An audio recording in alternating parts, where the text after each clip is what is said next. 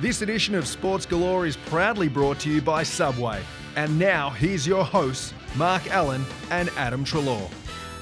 G'day everybody and welcome to Sports Galore. I'm Mark Allen and this is Adam Treloar. Good to see you, Ads. Good to see you, mate. All set to go? I am. Now, I know the club's hurting, the president's hurting. I imagine the players hurt. I know you're hurting. Yeah. So I want to know what you do away from the Holden Centre just to get away from what you're feeling at the moment. Yeah, well, obviously it's not ideal at the moment, obviously because we're not winning, but to get away from it, to relax away from footy and not have to think about it constantly, because being Melbourne as well, everyone talks about footy, everyone has their own thing. So for me, yesterday I watched Oklahoma play, my boys, and they levelled the series 2-2, and my favourite player, Durant, dropped 41. So that's how I relax and not think about footy, and then also hang out with my dogs and stuff. So, yeah. I want to take you up on this OKC thing. It's going too far, because last week when we finished the show, you went in there and you were fighting with the staff, apparently. There was another bloke who was from the other team, and mate, you were bluing. I'm passionate. With like 2 minutes to go, you were in there bluing away. You said that the Spurs should have won, but they shouldn't have won. Like, mate, I'm passionate about my boys. When it's on the line, mate, I'm more passionate than I would imagine. Well, I'll tell you what, I reckon the Pies are probably gone to underdogs this year. So in the spirit of underdogs, that's what we're going to talk about today. And, of course, Leicester City, 5,000 to 1 outsiders. Can you imagine what it would have been like to be a part of that build-up? You know, you talk about, again, like this is somewhat sort of similar to the Portland Trailblazers in the NBA. At the start of the year, so get this, last year they had the most used starting lineup I know this is going away from topic, but the most used starting lineup in the NBA. So they had the 5 players. The following year, so this season, they lost 4 of them 5 players. They all went to different clubs. So at the start of the year, Portland Trailblazers were tipped to come last. Absolute last, like not even win more than 20 games. It's semi-finals, Western Conference, Golden State versus Portland, and Portland in there, and they're getting carried by one player. But the thing is that everyone has stepped up. It's a bit similar to this story here. Now, I'm praying to God that they beat Golden State so we don't have to hear Golden State. But, yeah, it's a massive underdog story, this Leicester City. How about Andre Bocelli was there singing before the game? I don't know the music. I don't know how to sing it, but the opera, it's the opera song that everybody knows. I know. And it's the one that can almost make you cry almost. You can tear. I know. Can you imagine being in that crowd? Those people, those supporters. Would have been amazing. Imagine being a loyal fan and a true fan of Leicester City and backing them week in, week out, and then realising this is the year that we're going to win. So it's a phenomenal story. Now, you asked us a question last week, who wins it every year? Arsenal, Man U, Man City and Chelsea. They are the ones who have won it the last 20 years. That's it. You have to go all the way back. No one else has won it. To 1994-95. Blackburn won it back then, our producers. See? Well, there you go. Enough. We're talking week in about, who's going to answer this question? And thank you, Sam. I think the biggest underdog story, my favourite, is the US ice hockey team from 1980. Are you familiar with this story? I have an idea. Did they make a movie about it? Or? Yeah, 30 for 30. You've got the movie Miracle on Ice. Yes. The whole lot, mate. If you haven't seen it, folks, you've just got to go out and either get the 30 for 30 version or the actual movie. Yeah, it's very good. But fair dinkum, they played this Russian national team that took on the NHL All-Stars. So the best, and they beat them. They cleaned them up like 8-1.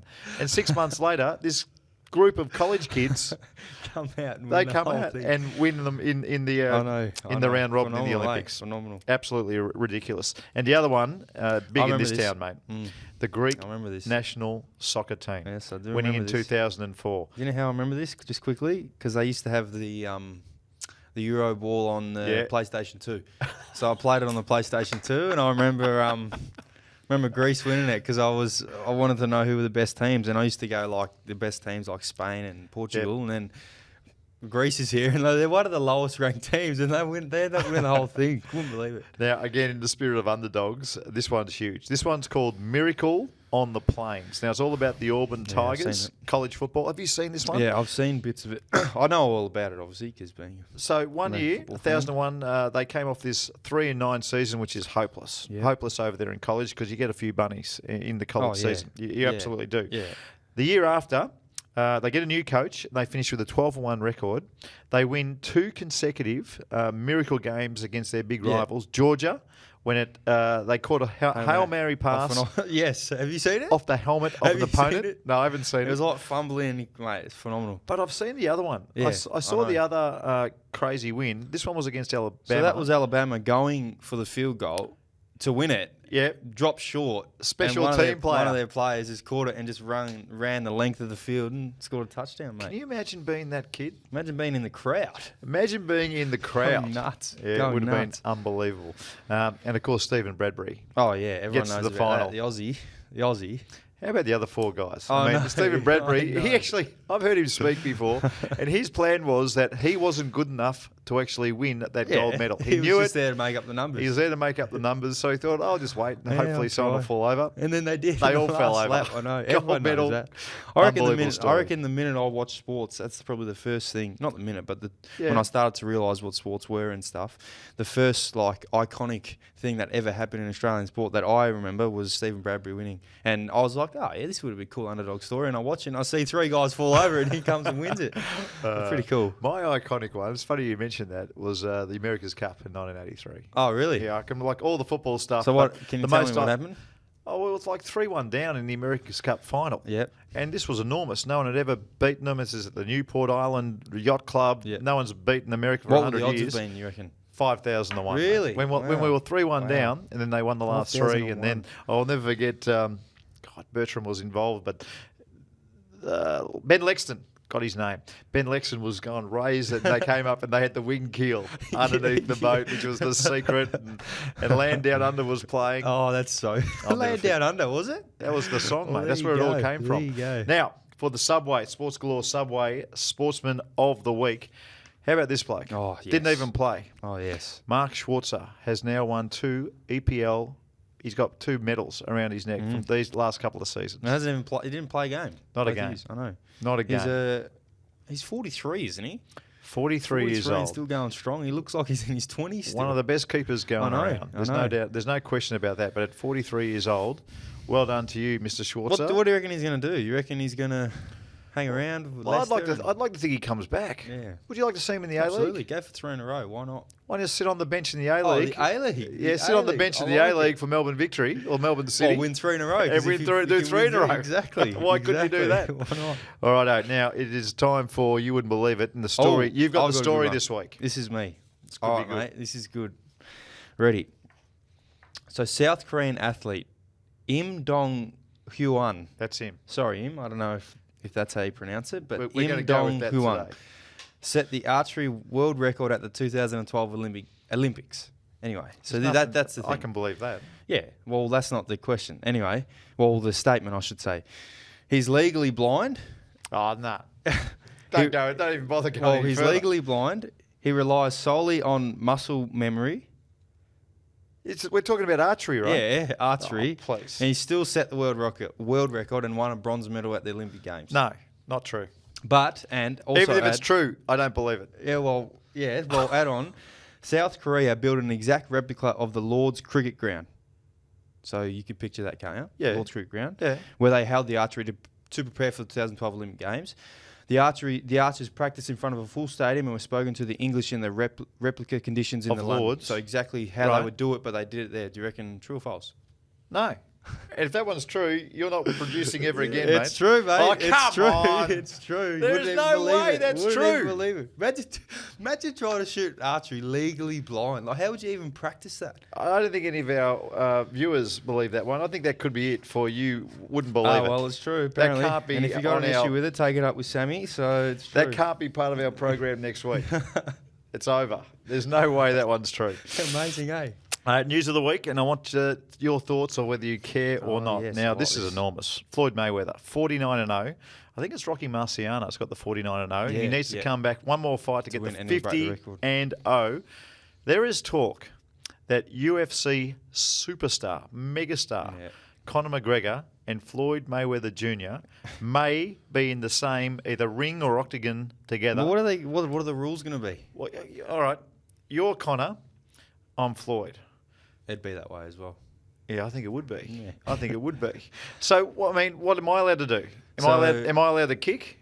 As being Floyd? Are you going to wrestle me and put me in a headlock? I actually wouldn't know. I think Conor would win that, though, because Well, if you base the rules on boxing, obviously Floyd's going to win. But that's a bit unfair for Conor because he trains the whole body. So what would be fair if these two to get in the ring? And it's got to be make believe. It's got to be. Conor can only use 5 kicks per fight, and that's it.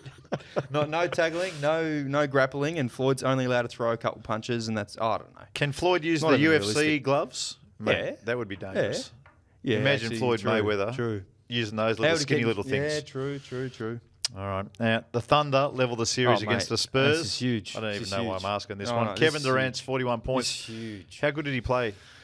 Yeah, well, he's had a few critics, him and Westbrook, the dynamic duo, and just about whether they can get it done. And I'm obviously being an Oklahoma man, I always jump on their defence, and I can't stand the guys who doubt him. But yesterday, I reckon that is the stepping stone to us winning the next 2 games, going into the conference finals, beating Golden State, and then winning the whole thing.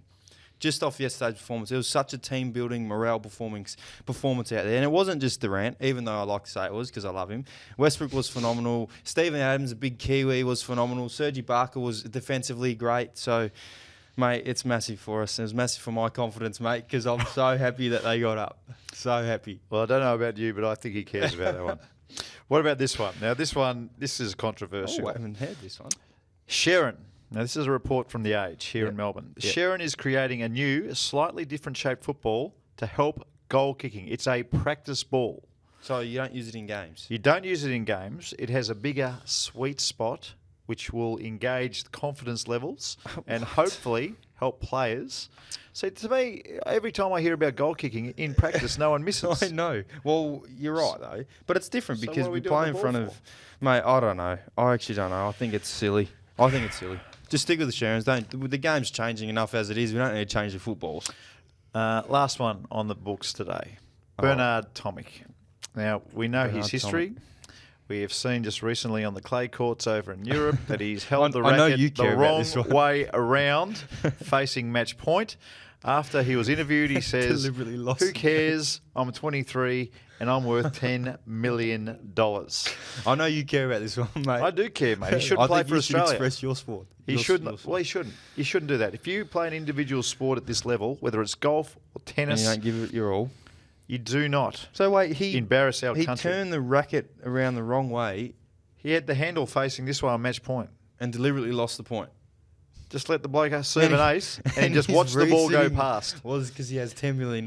He didn't feel like he was going to win the game, so he just let the ace go past him. All right, I've got a good question for you just quickly. Who do you like better, Bernard Tomic or Nick Kyrgios? Nick. I dare. That's the best of a bad bunch right there, I can promise you. And I'll ask you a question. He's worth $10 million right now at the age of 23. How long before we hear the story that he's bankrupt? Oh, mate, I can't comment on that. Couldn't be too far away. You can comment on it, mate. One more. Now, you're an ex-EFL boy. I am, Noble Park. Nuttawading Football Club. They've lost 40. Yeah. They've lost by 300 points. Yep. Their average losing margin this year is just a meager 262 points. It's not good. Is this good for the game, buddy? No, it's not. It's not good for it. It's not. We just need a... They just need a... I just said we when I'm an Noble Park man. Yeah. Sorry, Noble. That's okay. They just need a big marquee player like Brendan Favola or Jason Ackermanis or someone just to come down. Anthony Koutafidis, come down and just let him win a game. Because I remember last year, actually a couple of years ago, my mate played for Kringle in the AFL. It was in like Division 2 or whatever. And they were no good. They didn't win a game. And he said that they brought a couple ex-AFL players down, like Nathan Thompson. I think Heath Scotland was one of them, and Justin Peckett from St Kilda. So, and I think that's my solution to this. Bring a couple ex-AFL players down, play for Nuttawading on the weekend, get one win, get some confidence, and then probably lose by only 200 points for the rest of the year. Makes sense. Adam, that's it for Sports Galore this week. Good luck against Brisbane this Saturday night. Everyone's behind you. Thanks, mate. Catch you next week. Thanks to our friends at Subway, this has been another episode of Sports Galore. If you've got feedback on the show, or you have a topic you'd like the guys to talk about, use the club's official social channels to let us know. Go Pies.